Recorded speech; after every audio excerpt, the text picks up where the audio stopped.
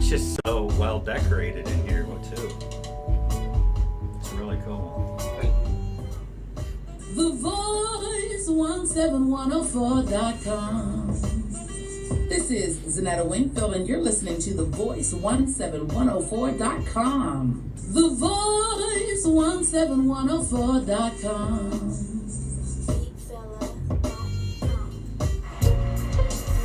Hello and welcome. I'd like to invite you to just enjoy the experience that we're about to encounter. I'd like to introduce to you a man of a very humble beginning, a man that was able to overcome the horrific misclassification of special education.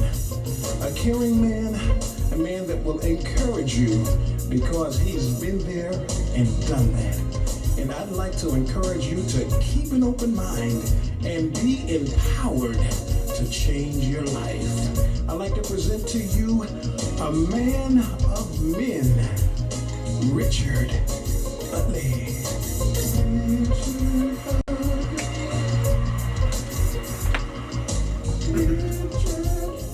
Good evening, and welcome to another Did You Know? Well, we have a good, exciting program tonight. I think that you will find it interesting, and hopefully you will get a lot of value from it. But first, let me start with this. Ladies and gentlemen, you do understand that I believe that we have to be responsible of teaching our history. And if we don't teach our history ourselves, then as I said before, shame on us. So I'm going to start every week now when I do this program to at least leave you with some words or with some wisdom or some direction so that you can talk to your young people or even yourself to think about some of the things that's going on or in the past. You know, this has been almost 70 years since they've basically integrated the schools. And a lot of you may not be aware of it, or you might have forgot about it. So I just thought that I would just bring up today, that just think about it, Brown versus the Board of Education. So if you don't know anything about it, I think you need to go back and check it out. Look at the history. Plessy versus Ferguson as well, because I think that is important as well. Because one of the things that I realize now, I was talking to some young people, and I came to a conclusion that they have no clue of what we've gone through. And because they have no clue of what we've gone through, they feel they dismiss it. They don't understand the importance of understanding history. So they make no connect to it. So I think it's our job to make sure that they know a connect to it. Because some of the conversations I've talked to young people is just foolish. They're crazy. They'll say, oh, it doesn't make any difference. Oh, that was a long time ago. Or what does it mean to me now? I think if you would know what your forefathers have gone through, I think you will understand what life is about and why it's your responsibility to maybe get an education, why it may be your responsibility to even to vote. And so one of the things that I'm going to do right now is that I'm just going to throw some names out there. You know, I'll just bring Nelson Mandela. Some of you know who he is, but I bet you a lot of them don't know who he is. And it's our responsibility to tell people who this man was. Or I'll even say Malcolm X. You assumed everybody may know who he is. Or even Martin Luther King. Or even John Lewis. We are living in strange times, but I think it's our responsibility for us to make sure that we do our own history. So when we hear all this woke, you know what woke is about, but it's not their responsibility, it's our responsibility. So we may have to start teaching our history. And I think once you understand your history, you have a better foundation. I believe young people will have a better foundation because they will be able to connect to who they are, and they will understand there were a lot of folks way, way back. And I think also understanding the critical reality. And when I say that in terms of many of you may not have ever experienced segregation. Maybe many of you have never experienced or even understanding or knowing about people that were sharecroppers. And I think you need to understand that, then you will feel the emotion of what is going on. Because a lot of us that have experienced it, at this point in time, they won't be around to continue to tell that story. I've admitted to all of the audience, I experienced it because my mother and father both were from South Carolina. I did grow up in the north in Pittsburgh. Yes, my mom took me on the little Greyhound bus like most of you from the north down for your 2 week summer vacation in the south. I did experience it. I did get on the bus in Pittsburgh and we went to Washington, D.C. and we were good to go. But when we got to Richmond, we had to get in the back of the bus in my day in life. And then we got to Raleigh, North Carolina, and then the rest, they were segregated. So I did experience it, so it hasn't been that long ago. But the importance is to understand it and understand what they went through and to make sure that you don't go through it as well. And the other thing, we've been talking about all kinds of trials. But regardless of what trial we want to talk about or what's going on, I'm going to leave you with a word, 2 words, and I want you to look them up and think about it. Selective prosecution. Selective prosecution. What does that mean? I know what it means, but it's for you to do your research to see what selective prosecution may mean to you. And people all over. And I will finally say this. As I said, we're going to have history from now on. The Civil War. And when I talk about the Civil War, I just want you to start to do your research to find out why there was a Civil War. Well, that's that. So now, what we're going to talk about today, I have the good fortune, I have a gentleman on my program, Jerry L. Smith. And the reason that I brought him on my program, him and I had a conversation. And him and I had a very good conversation. And I felt that I wanted to bring him on so that he can tell you his story. So he could tell you all the things that he's doing. But the reason I wanted to bring him on so he could tell you those things, you will find out his journey might be just like yours. That's the purpose of having this program, did you know? Is to bring people on that you may never know. It may bring people on you say, oh, if they can do it, I can do it. And so if we can, or if he can change somebody's life today, or give them a vision, then we've done something fairly good. Jerry, welcome to the program, did you know? Thank you. I'm glad to be on it. Good, good. What I'd like you to do, I'd like for my audience, I'd like for you to tell them your journey before you and I get into the nitty-gritty of you being the founder and the CEO of JLS Sales Agency. Well, originally my journey started, I grew up in Indiana, in Kokomo, Indiana. It was mainly a automotive industry town. And at that point, it was very uncommon, Richard, for women to be able to adopt children as single mothers. And so I was adopted by a woman that, she was a little bit older. She raised me. And she made her whole life about taking care of me. We didn't really have a whole lot. It was one of the things that I'll always remember, because to take care of me, she couldn't afford daycare or anything like that. So she babysat for a living. And so my family was kind of all of these kids, the children that she babysat. And I would go to the store. I remember from the time I was probably about 8-9 years old. The grocery store was probably 2 blocks down from our house. And she would give me money and say, you've got to go down and buy groceries for us and all these kids and stuff. And so I learned at a young age that when I would go into grocery shop, I would literally walk through every aisle, look for what was on sale, and then that's what you went back and bought, because we had to walk down to the local one because we didn't even have a car, so we walked everywhere. I learned a lot of lessons from my mother. She believed that I could accomplish anything, and when she was raising me, she always stuck to the fact that, telling me I could accomplish anything if I just believed in myself. And at one point, I had written a book about part of my journey and how I had gotten to where I'm at. And the author, the people editing the book, wrote me back and said, you have to change what you wrote. And I asked them what they wanted me to change.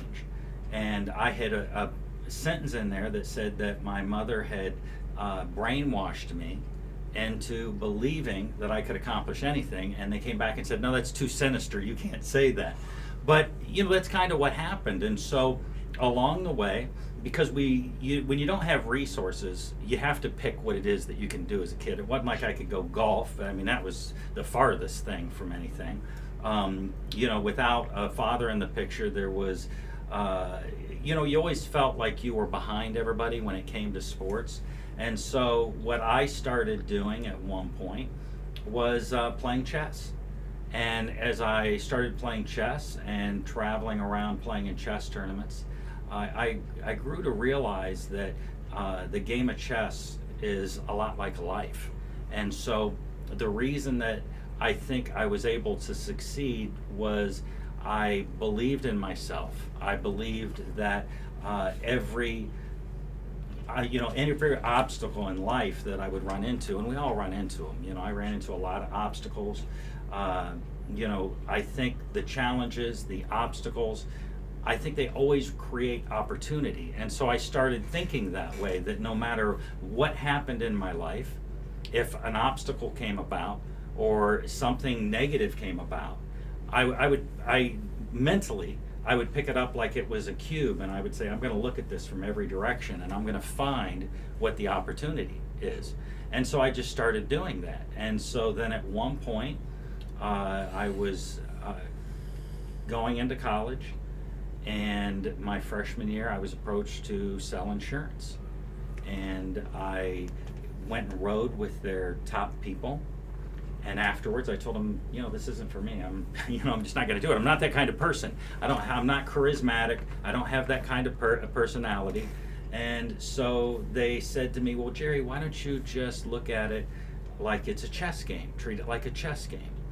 And so I agreed to do it, because they said, you might even be one of our better people. It didn't take long. I was one of their better people. But I think that the difference is for me, and probably due to my upbringing, a lot of times we just don't want to listen to people in life. We just don't. We'll talk to them. It's kind of like when you deal with financial people. You deal with anybody trying to sell anything to you in the world. They have an agenda. That's to sell you something. And so my mentality was that when I would meet people, I treated it like a chess game and looked for I put myself in their shoes, and I looked for problems, or what I would refer as pain points in their life, and I made it a point to try and find a solution, because another mentality of mine is that every problem in life has a solution. The question is, can you find it? And I just got really good at finding them, but a lot of it was actually being compassionate enough to care about what the person's what was important to them. That was the big thing. As I went further in my career, I started my own company. I started a brokerage house for recruiting insurance agents. I then built a training firm, and which is one of the things that brought me to Harrisburg. I think that was a big eye-opener for me, Richard.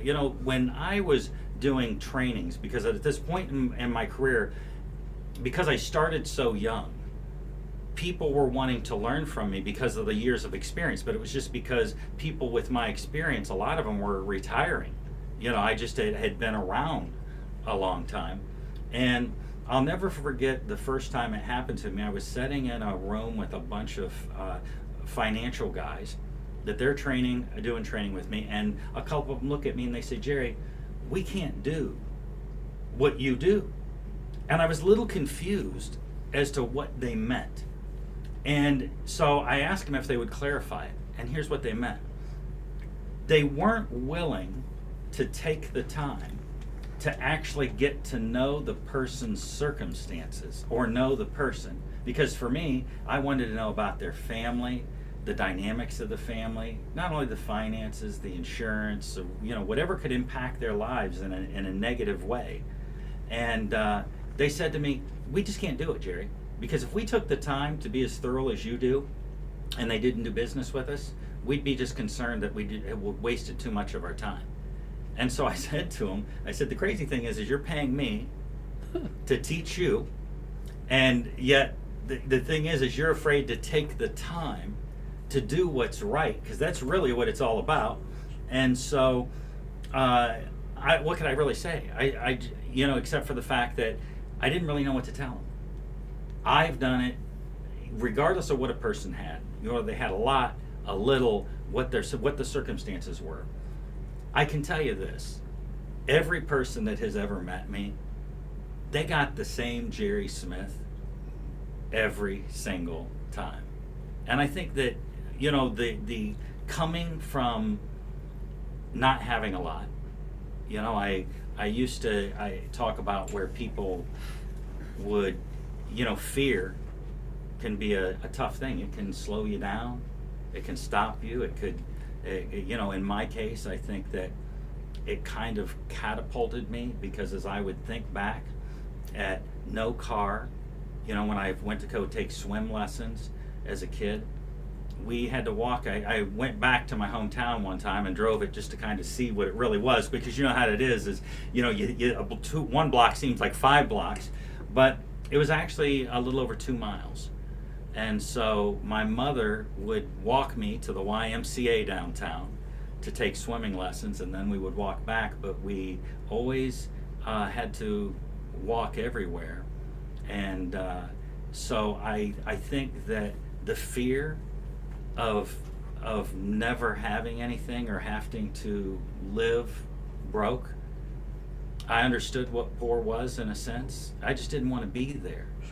And I think one of the things, I remember getting angry at my children one time because there was a family that was walking, and they started to joke around about them because they didn't have a car. They had to walk everywhere. And I remember being so pissed, I pulled a car to the side to tell my children, you do realize that was me. So for me, my journey has been just trying to focus on being the best that I can be and help as many people as I can. And it's always worked for me. So that's kind of how I got from point A to point B. Well, I mean, that's why I wanted to bring you on the program, because when you look at your resume and you look at all the stuff, I mean, they have you as a speaker, financial planner, best-selling author, coach, entrepreneur. And I think because I looked at all of those things, I saw that meant a lot to a lot of people. They would look at it and say, boy, he's accomplished that.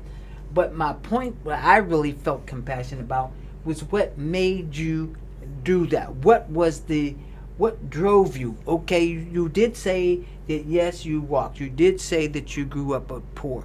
But what gave you that extra kick that you made sure that you wanted to do well? And the reason I asked you that is because sometimes we get doubts. Sometimes we think things, even though I believe life has peaks and valleys, I'm pretty sure that I just think that sometimes we get discouraged. And you said something earlier about you take a negative and make it a positive. Well, I think I think that a lot of times, an example, somebody asked me one time, they said, Jerry, we're trying to understand how is it that why is it you look at things differently? Because they were struggling with the fact I'd say, well, I try and be positive, and I'm a believer. And part of it, I think, was because of my chess background. But what I said to him was this. Have you ever, Richard, did you ever play dodgeball in school? Yes. Okay. So when you're playing dodgeball, imagine that you're standing, you usually got people about at the half court line or so, they're throwing these balls at you. Imagine if the balls have like a green dot, a red dot, and a blue dot, little dots on them. And they're throwing them at you, and it's hard to see the dots, and they're coming at you very fast. And the green dots are the opportunities, okay? The red dots might be the problems, and the blue dots might just be some obstacles. But if you're having trouble identifying the balls and they're being thrown at you at a high speed, what do you have a tendency to do? Dodge everything. And that's what we do in life, right? Stuff's coming at you, and you just dodge everything. So I think the biggest difference for me was that mentally, I would change my field of vision. So imagine now if the people throwing the balls at you were on the other side of the gym. They were throwing them clear across the court. Now they're coming at you slower. Imagine those balls now no longer have little dots on them. They're solid red balls, blue balls, or green balls. Now you can dodge the problems, you can dodge the obstacles, you can catch the opportunities, because your field of vision isn't the half court line. It's clear across the other side of the court. So I got good at, and that was probably from learning the game of chess and looking at things strategically, at trying to look a little further out of what the repercussions of my actions would be. And when you get good at looking at what you're doing yourself and understanding what the repercussions of your actions would be, you start to then recognize that in other people. And so it also helped me to help other people, or identify what they were struggling with, or to know how to deal with them, or know when to avoid them. You know what I mean? Mm-hmm. So I think part of it was changing a field of perception on how I looked at things. I think another thing was that at one point in my life, I realized that things in the past you can't change. And so I was speaking one time in front of a bunch of people, and somebody asked me to describe myself. And I said, I'm the perfect assassin. And they thought, what in the world are you talking about? And I said, here's what I'm talking about. Every day, I get up and I look in the mirror, and I would say, that version of Jerry Smith, he died yesterday. And I'm a new person that has to step into his shoes. And if I'm stepping into his shoes, all of his problems of the past and stuff were his problems. What would I do if it was day one and I stepped into his life? And when you do that, what happens is you realize that you look at things with so much more clarity. And I literally would walk into the mirror at times, stare in that mirror and say, man, I died. I'm a different person, and I'm stepping into my shoes. And then at one point, I did it so much, it just became natural. And so you develop this mentality of, you wake up in the morning, it's day one. The problems of yesterday aren't there. Or if they are, and there's something you're forced into dealing with, don't let them bog you down from taking a step forward. Because technically, I believe that in life, we all succeed if we can just do one thing. And that is take one step forward and make progress every single day. And that was just my mentality. And where did you get that strength from?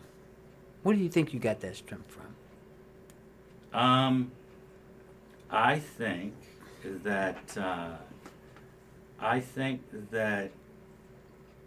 God gave me a purpose.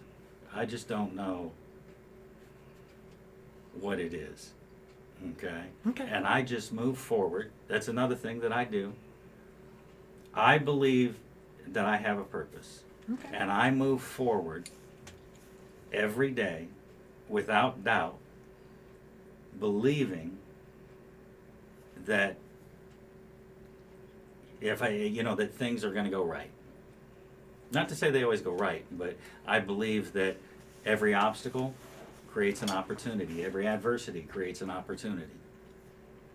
I just look for them, and I got really good at finding them. I think that message is very good, and I think that's very important, because a lot of times I talk to a lot of people sometimes, and they have no hope, they have no vision, they have no dreams, and that's So here's what I would say to that.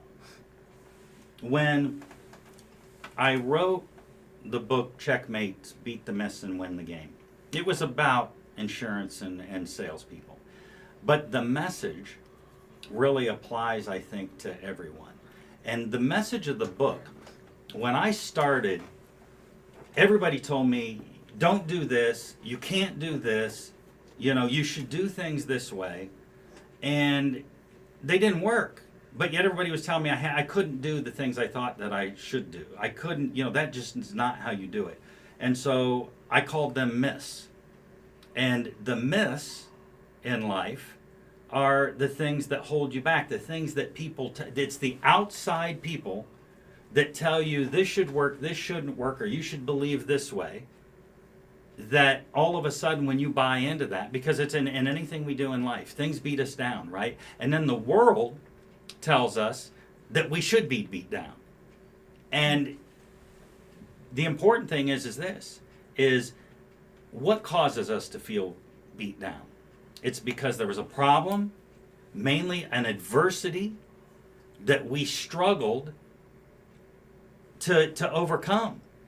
And so when you get hit with a lot of adversity, because that's what we're talking about, people get hit with adversity in life.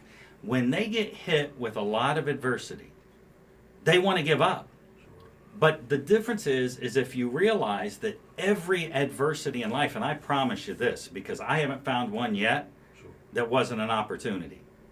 If you rethink about that and analyze the adversity, there's always an opportunity. But if you don't do that, you get beat up, you feel like you want to give up. If you do learn to do that, then you're saying, give me all the problems. I mean, like today, somebody says, hey, Jerry, the world's caving in. Great. Let me see how I'm going to tell you what the advantage I'm going to find in that is. And so I think that's what happens is people, and they fear, sometimes you can fear failure, sometimes you can fear success. very interesting. Could you elaborate on that a little bit more? And the reason I want you to elaborate on it because we've all gone through it. I mean, I've came up with ideas of things that I wanted to do, and I was told not to do it or it wasn't going to work, and so I started from a negative. Mm-hmm. And and I would admit in some of those things that it probably influenced me, and I probably made those decisions by not doing it. But then there have been times that I've decided I was going to do it because nothing ventured, nothing gained. Mm-hmm. And I ventured it, and on some of the things I did pretty good on. Sure. I think some of the things you just said, that I hope that my audience really understands what you said, because I think you kind of said you got to believe in yourself. You do. You kind of said, you talked about, and I always tell people this all the time, I don't like negative people around me. No, they bring negative energy. All they do is bring you down. So, be positive, which just don't really say anything. So let's now talk about your first company. So which one you want to talk about? Because you got 4. So the first one was J.L. Smith Associates, and that was a company, and is a company, that just deals with seniors. The market was people going on to Medicare. So my first product that I started with in the industry was long-term care insurance back in the early 80s. and it was a new product, it was a popular product, and so you were talking to people about how to protect themselves from nursing home confinements. And then Medicare supplements were a big part of things then, because you had original Medicare and people were buying insurance to supplement what they had. Now, there was none of the Medicare Advantage products or anything that you see out there today. What was strange about it, though, there's a lot of regulation today, some good, some bad. Back then, the insurance companies could just make policies up. So they, it was all about the benefits. It was all about packaging benefits and the company trying to earn your business because they were trying to throw in all of these extra benefits. And in about 1993, they standardized them all, so it became more of a price-driven thing, where every product was the same. They had letters on them and stuff, and so the market kind of changed there, and we kind of steered away from the Medicare supplements, stood strong more on the long-term care planning. Then we started working more with the finances, and I started having law firms that would ask me if I could do the long-term care planning and stuff like that on their clients. And I got very familiar with their services, and as I was looking at what they did and the other problems that people face, because I had a mentality, and still do, that basically there's 4 concerns that people have when they get older in age. And this comes from, when you really think about it, I mean, I hate saying this, but yeah, let's see, what is it, over 40 years. Hard to imagine I've been talking to old folks for over 40 years. But here's what they always tell you. 1, they're worried about living out the rest of their life the way they're currently accustomed. 2, they want to have some type of a game plan or transitional plan for the surviving spouse or partner so that they can live out the rest of their life the way they're currently accustomed. They want to have some type of plan for dealing with the cost of health care due to the aging process. And ultimately, because we can't take it with us, they want to have some type of game plan for passing on their wealth. I think that those, when you talk about retiring and what people deal with, it's just the emotional nuts and bolts of it. I mean, the bottom line is you can make everything fancy, but the bottom line is that's the problems people face. And it's been interesting for me because when you opened up, you talked about history. And so as I was growing, and I would grow into these other entities, and especially as I got into the training, I was in a position where you have these things you're expected to do. One of them is a podcast. One of them is, your social media, different things. So as I was looking at all of this and I started reflecting back on my career, what I realized was my sales skill set really wasn't a skill set. It was just a crazy amount of experience on dealing with generations of people. When you think about in the 80s, if I had a client that was in their 80s, they were born before the turn of the century.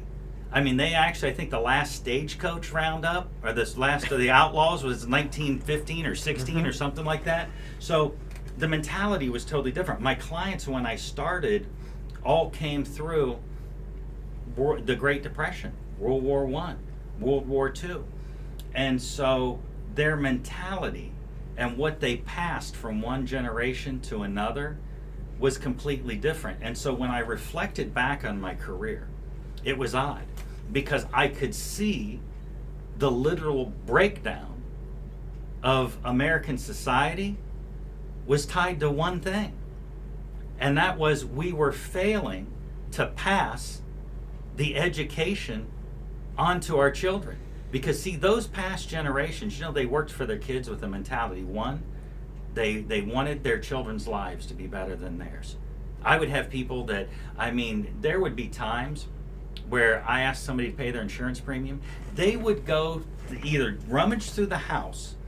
I had people go dig money out of the backyard in mason jars because people were scared to death of the banks. They were scared to death of everything going wrong. So they planned as if something could go wrong. They were prepared for things going wrong because they had lived through adversity. And so as they came through this adversity, I would hear them tell me stories of how they sat around listening to the radio. And they were listening to Orson Welles, and they thought the world, I think back then it was the fact that aliens were coming in or something, and the world was gonna end. But the family sat around the radio, and they learned the lessons of life sitting around that radio, communicating with their family. See, the lessons about life were being taught during that family time and where they were together. Then all of a sudden, we get television. But think about television. At one point, look at the programming, completely different, all family geared, because clear up to 1955, half of America still didn't have television sets. And if you did have a television set, you probably had one. So the programming was geared again towards keeping the family unit together. So we were passing an education to our children from the parents and the grandparents. Then all of a sudden, you come up as generations change. You hit probably the baby boomers. Were my generation. I'm at tail end of the baby boomers, technically Generation Jones, keeping up with the Joneses. After coming through the wars and stuff, we became two-income families, right? People are both working. They're coming home. They're tired. Hey, Junior, go up and watch TV. They were glad to have a break. And somewhere along the line, Richard, here's what happened, is instead of the family teaching family values, patriotism, all of these things that they believed in, they lost control of the educational process to the media, the government, the educational system. The podcast that I do is called The Boomer Effect. And I called it that only because of the fact that when I reflected back on where this loss of education was, it was astonishing how it was happening. And if I talk to a young person today that tells me they've just got strong belief systems, they're trying to be successful, I joke around with them and I say, you know what, I can tell you something about you right now. And they'll say, what's that? And I'll say, you have a strong connection with your grandparents. And every time they'll say, yeah, you're right, how'd you know that? But that's because the grandparents passed those values on. Okay, so you feel so that's how you started your podcast. So Yes. I'd like for you to talk about your book. Okay. So, the book, originally I was on vacation and I was writing this book because I had somebody calling me I had somebody wanting my help, but they just could not believe in themselves to go do it. Everything I said, oh, you should do this or try this or help the client this way or do this way, they would say, oh, you can't do it that way, Jerry. And so I was listening to everything this gentleman was telling me, and then I realized it was the same things that everybody had told me when I started. And I think sometimes what happens is it's the people that aren't successful that want to tell you how you got to do something to become successful, and then it just becomes like this tidal wave of myths. And so I wrote that book to try and help salespeople understand how to get out of their own, how to get out of their own way, and to break things down in a way that, for me, because I looked at everything like a chess game and I dealt with all seniors, so it was real simple. They had 5 types of health insurance. They were on Medicare, anyway today, Medicare alone, Medicare with a Medicare supplement, Medicare Advantage, group insurance, or Medicaid. People are either healthy and insurable, or unhealthy and they're insurable. 2 times 5, 10. Not everybody has the same lifestyle. Some people are low income, medium income, high income. 3 times 10, 30. Except for the fact that there isn't really such a thing as a high income or middle income person on Medicaid. You subtract those out, 26 different scenarios. If I said to somebody, if I told you, and you were in that industry, Richard, and I said, if you knew there was 26 scenarios, and if you advertise out or you do whatever, you're going to run into all these people, how many of those 26 different types of scenarios do you want to be able to help the people? How many? They would say all of them. Or if I reworded it and said, how many of those would you like to be able to make money in? Then they'd say, all of them. And so I wanted people to realize when I wrote that book that, life shouldn't be as difficult as we make it. Half the time, the biggest obstacles that we face are self-imposed. I just realized that part of the time, my biggest problems were getting out of my own way. And so when I wrote that book, I wanted to bring out some of the myths that I thought stood in people's ways. But at the same time, I wanted them to understand that if they would strategically think about things, the odd thing about sales, and especially in that particular arena, I never look at sales as sales. That's why I always tell everybody, if you're expecting to learn how to be charismatic from me, you got the wrong guy. It's about being able to map things out so that you can find people's pain points and help them solve them. But to do that, you have to set all of your own issues aside, because what usually happens is people get stuck with the myths telling them they can't do stuff. And then when they do deal with people, they start dealing with them based on their own personal agenda.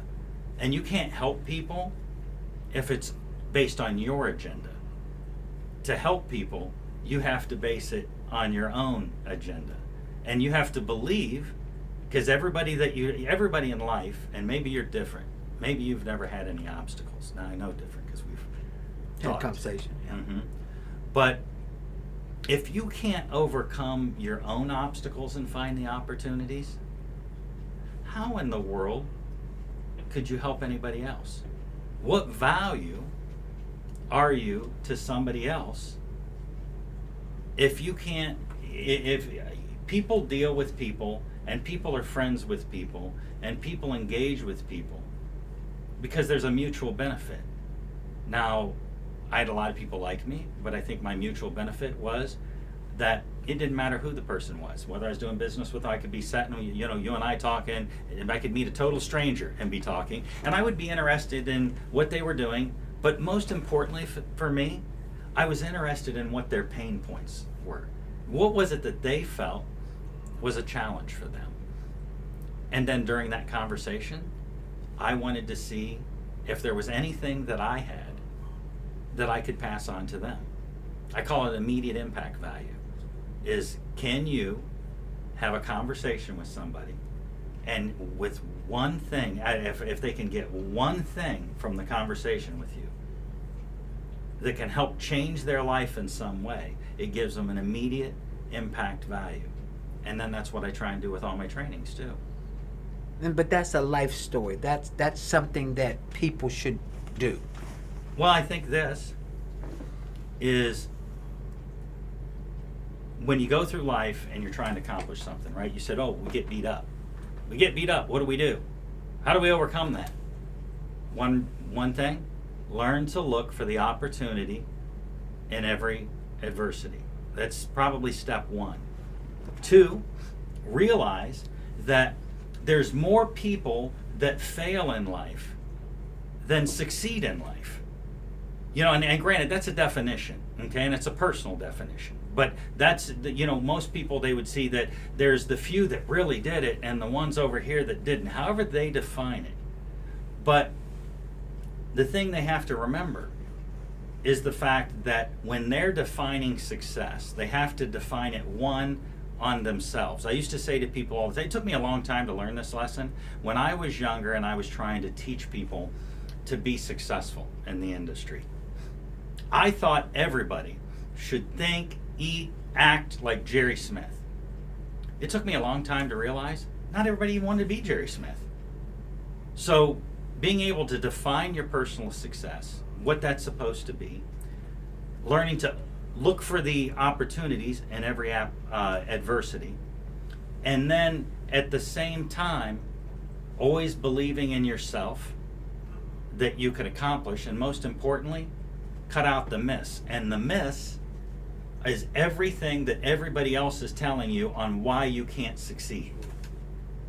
Because I haven't found anything I mean, you know, I'll probably never be Bill Gates in my lifetime, and I'm not going to be an astronaut. And in my physical, you know, I'm not 18 anymore, so I can't do the things that I used to do. But I still believe that I can accomplish a lot. I still believe I wake up in the morning saying I can be the best Jerry Smith that I can be, and that's what I focus on. See, the difference is that sometimes people think that, you know, we call them role models, right? Maybe they can't be a professional athlete, but they'd love to have been a professional athlete.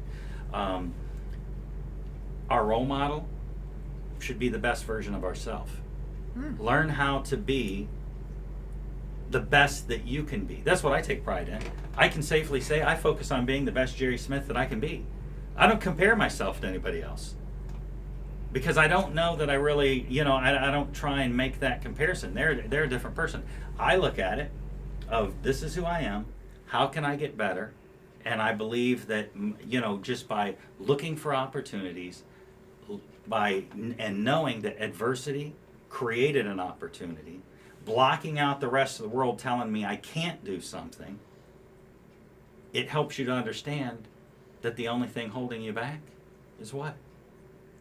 You. As you said earlier, when you were adopted and you grew up poor and you didn't have anything, how do you think you look back then and where you are now? Did you think that gave you a foundation to where you are now? I think it did, and for a few different reasons. I think that, you know, my mother would go without even buying clothes, Richard, for herself, because she did not want me to appear to be underprivileged. And so she sacrificed her entire life to try and give me a leg up, and to tell me to never give up. And so I think growing up in a position where, you know, you didn't have things, you didn't have a car, you walked to places, but I don't know that you can't, do you really understand poor if you don't know rich? It just seemed normal, you know? Right. That's So I think a lot of us. yeah, I mean, we didn't really know we were. So I we don't were know that was the advanced. driver. I think that more importantly, I think that what drove me, at that point in my life, I remember, because, you know, my mother was older when she adopted me, and I was scared to death of if something ever happened to my mother. I can remember as a boy thinking if something happened to my mother that it would just be the end of the world, because I would be alone, even though I had a great sister, you know, that my sister was my sister and my mother, they treated me like I was the next coming. They always believed in me. So because I grew up in an environment of belief, maybe we didn't have anything, but to them, they believed back then that I would be right where I'm at. And I think that not knowing, I guess I was sheltered from people telling me I couldn't do things. And so I think that was a big proponent of it. I think that when my mother eventually passed, I felt that,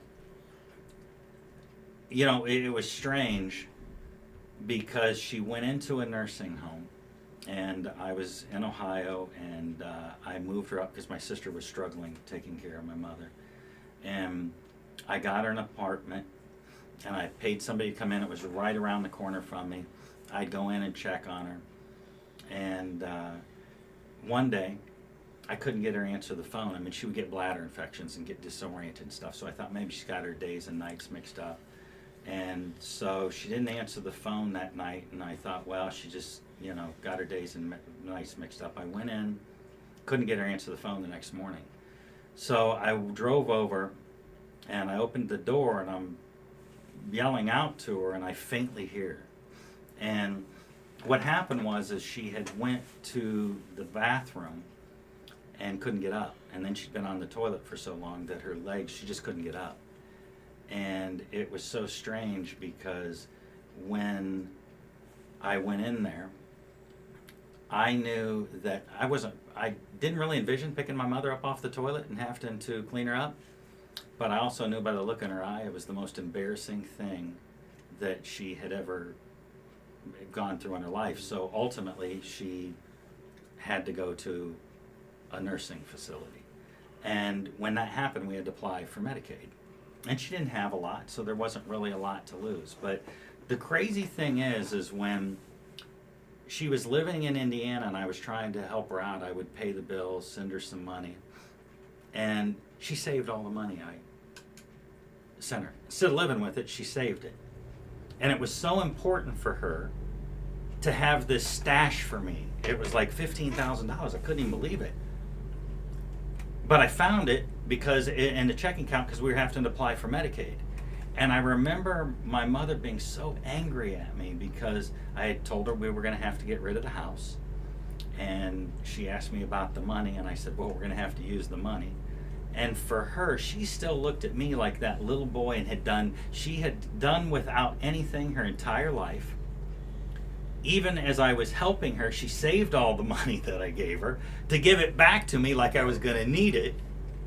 And so when we look at the thing that I found that really just probably drove me, one of the things is the fact that I felt that, a sense of wanting to be able to be that person that she sacrificed a lifetime to build.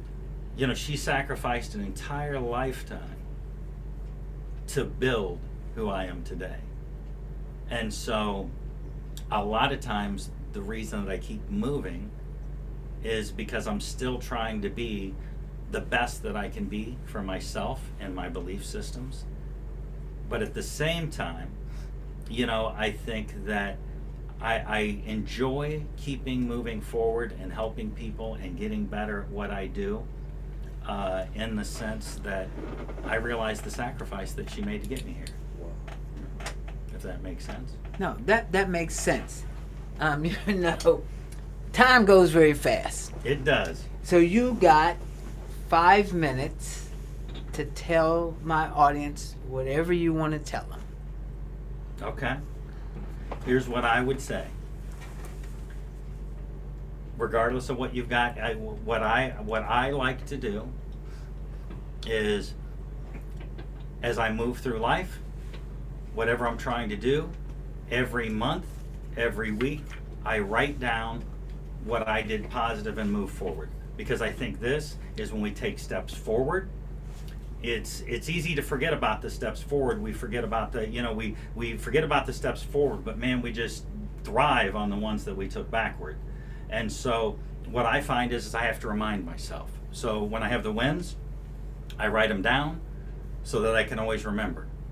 And then when you're looking at how things go in life, I think the biggest thing is every adversity, write down all the stuff that goes wrong.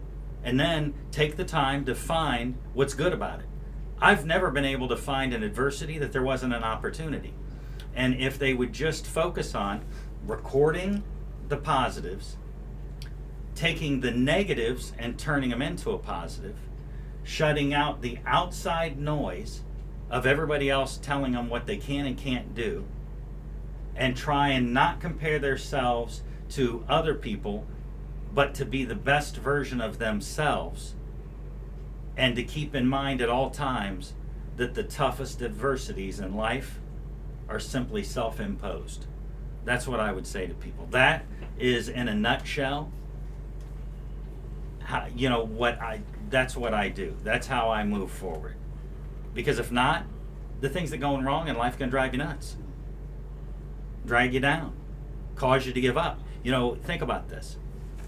From the time we're young, what happens is we're going to be attorneys, millionaires, firefighters, whatever. 10, 12 years old. All of a sudden, we get a little bit older, then we start thinking we're going to be something else. We graduate from high school, we get out in the real world, life beats us down. So what do? We take the benchmark we set up here, and we start lowering the bar. 25, life sucks, life's beating me up, it's not fair. Lower the bar. 30, I guess this is as good as it gets. Lower the bar. And so what happens is we just keep lowering the bar and lowering the bar to where we lower the bar to say, okay, the bar is where we're at now, and that's where we're going to be happy. And people do it without even knowing they're doing it, without even thinking about it, because it's easier to lower the bar than to rise to the challenge to try and not get there. And so I think that learning to not lower the bar, sometimes we got to lower the bar, but maybe not as fast as we're lowering it. But I think that makes a big difference for everybody. I think in the end, we are what we believe that we can do. And if we stop believing in ourselves and listen to everybody loves to tell us what we can't do.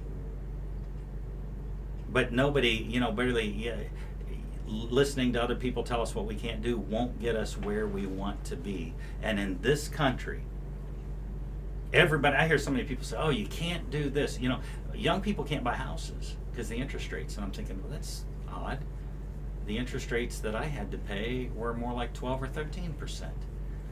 So you have all of these excuses and reasons for not accomplishing instead of just trying to find a way to win. Let's just find ways to win, people. That's simple. I enjoyed talking to you. You brought up a lot of things. You brought up your podcast. You brought up a lot of things.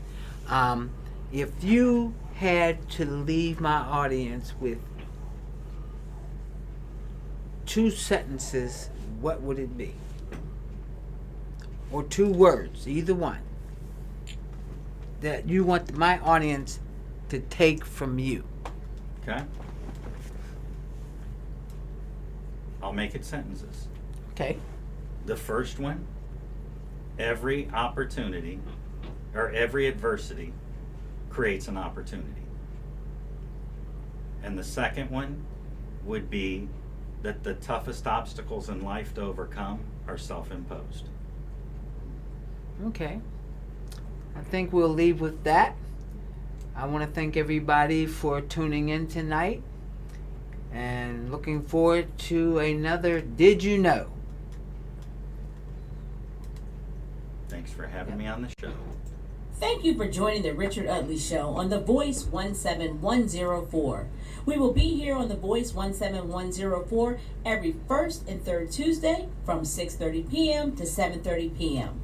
Once again, thanks for viewing. But I tell you, hit that on the head on the history part.